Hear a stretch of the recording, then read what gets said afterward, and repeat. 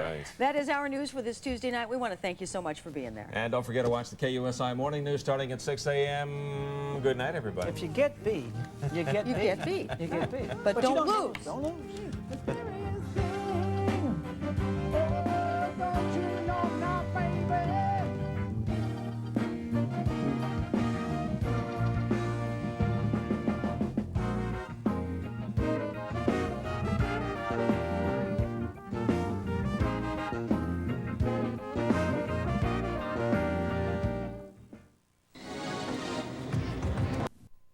From the category Rock History, the remedial class, and I don't mean geology.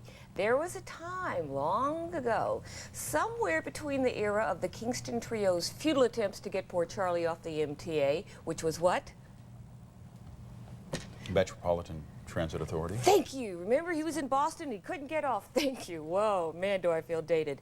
All right, now, between the MTA era and the current MTV era, music television, what popular rock band with Midwestern roots originally went by 3 initials and 2 years later started using the actual words the letters stood for?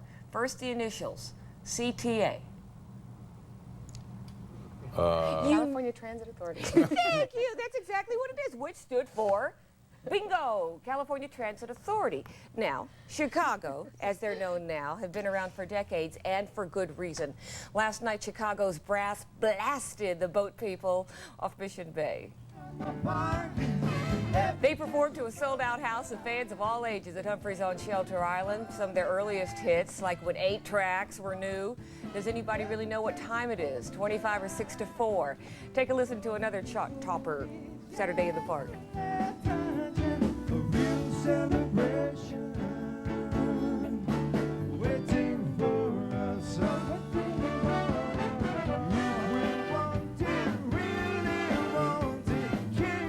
They sound still good. A lot of people wondered when their lead vocalist Peter Cetera left to be a solo performer, would there be a problem? No, they've done beautifully. By the way, don't roll up the teleprompter yet because I'm getting there. Okay, these guys have really endured years after a similar sounding group.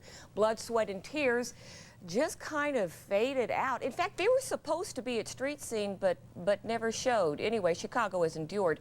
Now, Robbie Lamb, the guy who was playing that clever little keyboard there, one of the founding members and who's written a ton of songs, said he was actually sorry the group had so many ballads as hits because it took them away from their heavy brass sound. Songs like If You Leave Me Now. Speaking of music, the sound of music isn't so harmonious for multi-Grammy-winning platinum recording artist Sheryl Crow, who burst to rock.